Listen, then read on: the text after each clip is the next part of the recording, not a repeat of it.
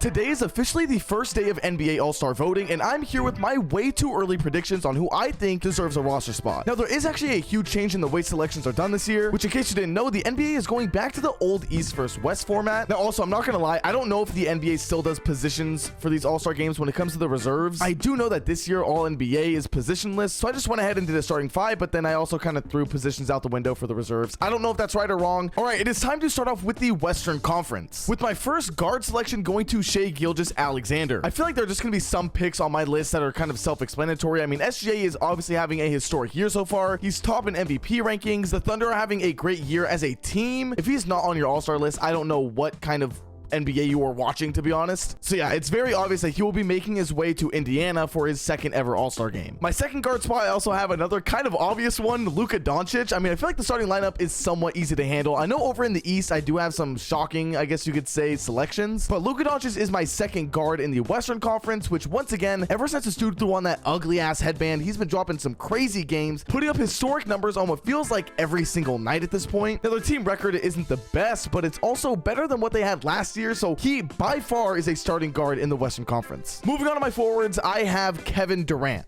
Now, myself, when I look at stuff for awards like All-NBA or MVP or whatever, I always look at team record, because I feel like a lot of these selections that people make just goes off of statistics and points and rebounds and assists, and I feel like, to me, team also matters at a certain extent. And although the Suns aren't number one in the Western Conference, Kevin Durant has been the one out of the three stars on the team that has played the most games, and I feel like has been the most efficient. The dude has been putting up 30 points per night, and also, I feel like is still a reason as to why the Suns are there and not lower. So congratulations, Kevin Durant, being selected for the KingCharge All-Star game. Moving on, we have my sweet, glorious king, LeBron James. I feel like this is another one of those players I just don't need to really say anything for. I feel like LeBron James could literally average 10 points per game and would still be an All-Star. Not saying I'm putting him here for charity reasons, but I do believe that that is the truth. And of course, at center for the Western Conference, I have DeAndre Ayton. The man has been a huge bump for the Trailblazers. I'm just fucking with you. It's obviously Nikola Jokic. Bad joke. I don't know. I don't really care. All right, now that we're done with the starting lineup, this is where things get juicy, because in my Western Conference reserves, my first selection goes to De'Aaron Fox. Now, I already know that there are going to be some people out there that post their All-Star votes or their All-Star predictions, and some people I'm not going to see De'Aaron Fox on their list, and I'm going to tell you right now, you are a fucking casual. It blows my mind that De'Aaron Fox isn't even on the MVP ladder, considering he is the reason as to why the Sacramento Kings are currently fourth in the Western Conference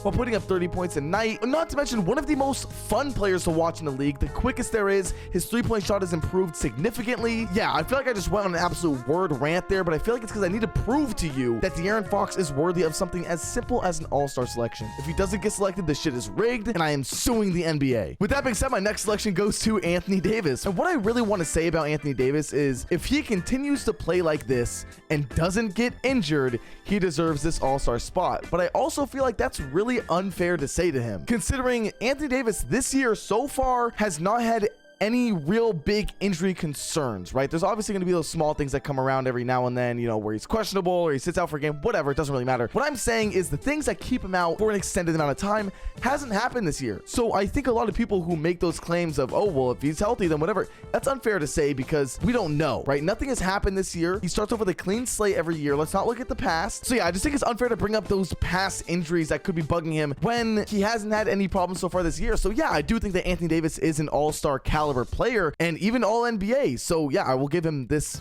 selection. The next player I have up is De'Aaron Fox's running mate, Domantas Sabonis. Now, these two last year were all-stars, and I feel like this year, both of their games have improved, so I see no reason as to why they shouldn't be all-stars this year, considering they are still floating around that third in the Western Conference, you know, where they were last year. So I think it would be very unfair for one of them, or even both of them, to not make the all-star game, considering they are doing better, if not the same as last year. Anyways, moving on, I have Devin Booker. Now, this selection was a little bit interesting for me because I feel like Devin Booker has been playing his career best. We've never seen Devin Booker at this level before. He's ready. He wants that playoff run. He's ready to win this championship. But at the same time, this is kind of the only player I put on my list that I had this problem with. Injuries are a little bit of an issue, or at least previous injuries or games missed, whatever you want to call it. With him only being 7 games away from actually not being able to win any postseason award, I really want to put him here, and I still did put him on here because of how good he's playing and because of how much of a career, you know, moment he's having. And I don't don't think the amount of games he's missed is so significant that it's worth canceling out everything that he's accomplished, but it is something for sure to keep an eye on, and it's one of those things that is an early prediction, right? I don't know if by the time All-Star game comes around, he won't be healthy or he will have more games missed under his belt. So as of right now, in this current moment, if the All-Star game were to start tomorrow, I do think he should be there, but we'll see how that goes later on in the future. Another obvious one here is Stephen Curry for the Golden State Warriors. Even though the Warriors aren't playing good, Curry is always going to be Stephen Curry. Don't care that he put up like 7 points last game. I don't really give a shit. Stephen Curry, Steph Curry. Please,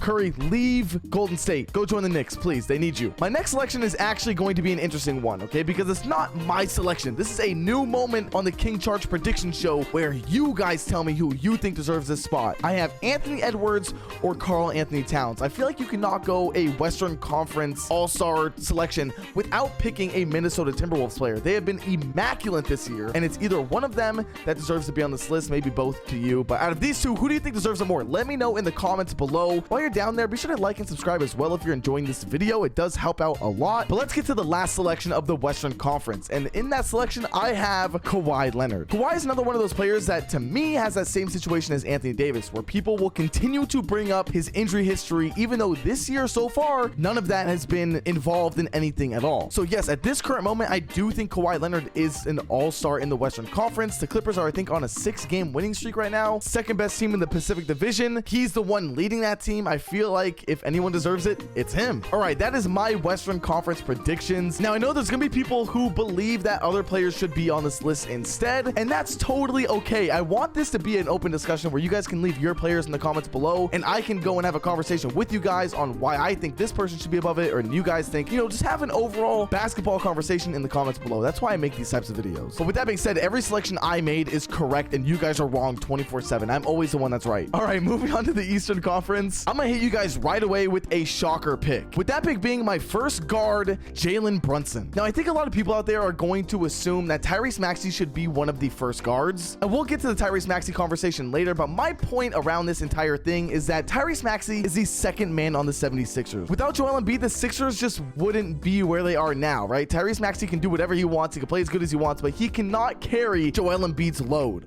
Pause. In which Jalen Brunson, on the other hand, is the main guy for the Knicks and has been doing good, right? The Knicks aren't a terrible team. They're 5th currently in the Eastern Conference. So that's just the way I see it. I look at teams a lot and also just think that personally, Tyrese Maxey doesn't stand out enough to me where I go, wow, yeah, he deserves to be better than Brunson because he puts up more whatever. And that same type of example goes for my next guard, Tyrese Halliburton. Tyrese Halliburton is one of those guys that if you take him away from the Pacers, they would be absolutely nothing at all. But I think a lot of people forget that Tyrese Halliburton has been a star for a while now. Like, he was an all-star last year and has been playing this good for a long time, but not a lot of people really remember that. I don't know why. I don't know if it's because of the in-season tournament and the media just had people going crazy for him, and so it feels a lot more wild. But yeah, Tyrese Halliburton by all means is an all-star, but in my opinion should be an all-star starter in the Eastern Conference. Moving on to the forwards, I have Jason Tatum, another one of those obvious picks. The Boston Celtics are one of the best teams in the NBA. Tatum being one of those guys that is the main reason for that. Just feel like an obvious pick there. Another obvious pick is Giannis at my other forward position. Once again, same exact thing with Tatum, one of the best teams in the league. Giannis, insane career game not that long ago, and just for sure deserves to be on here. Same thing with my center, of course, Joel Embiid. I feel like the starters for the East are very easy to get. Maybe besides my selection for the guards, you might think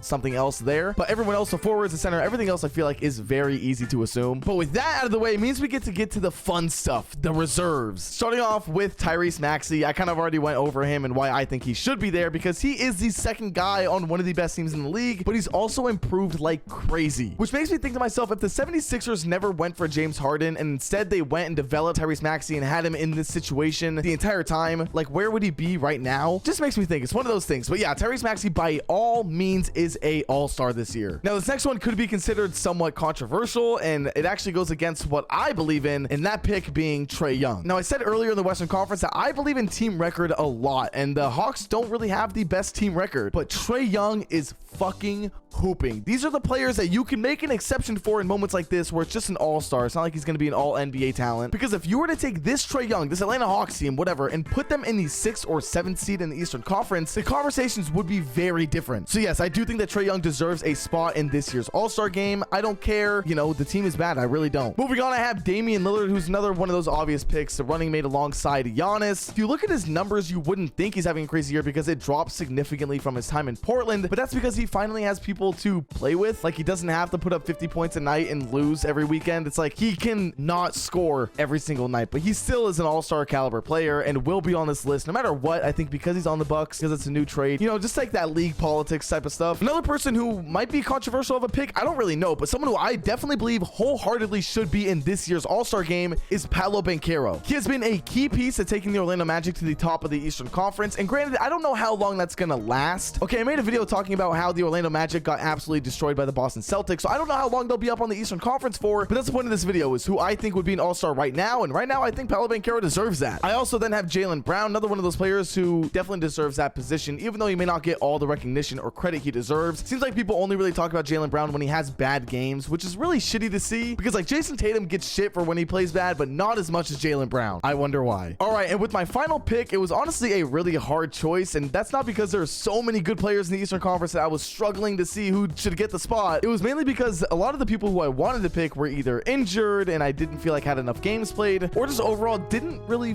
fit what I felt like to be an all-star. Like, I'm not gonna lie, I'll get him right out of the way right now. Jimmy Butler, I don't think is an all-star so far this year. Like I said before, let me hear it in the comments. So my final pick for the Eastern Conference all-star reserves is Mikal Bridges. I feel like what he has done with the Brooklyn Nets so far this year has been very impressive, even though he may not be putting up crazy numbers like everyone else. He has still been very efficient and has been the reason why the Nets are as high up as they are, because not gonna lie, as soon as the big three in Brooklyn left, I think a lot of people assumed that the Brooklyn Nets would be where the Pistons are right now, that being like a fucking 24 game losing streak. All right, so yeah, there it is, my way too early NBA all-star game predictions. But you know, we had to make a video celebrating that today is the first day of NBA all-star voting, so if you have your own selections on who you think deserves to be in the all-star game this year, go vote, right? Go see those players that you want to see so badly up there on the big stage, because that's what it's all about. I also just have really high hopes for this NBA all-star game in general, because it seems like Adam Silver wants to bring it back to just being basketball. There's gonna be no more crazy halftime show with Post Malone twerking. It's gonna be just straight up basketball, and that's what we all loved so much about the original all-star game. So yeah, like I said, go vote for your favorite players, and I will see you guys all in the next video. Later.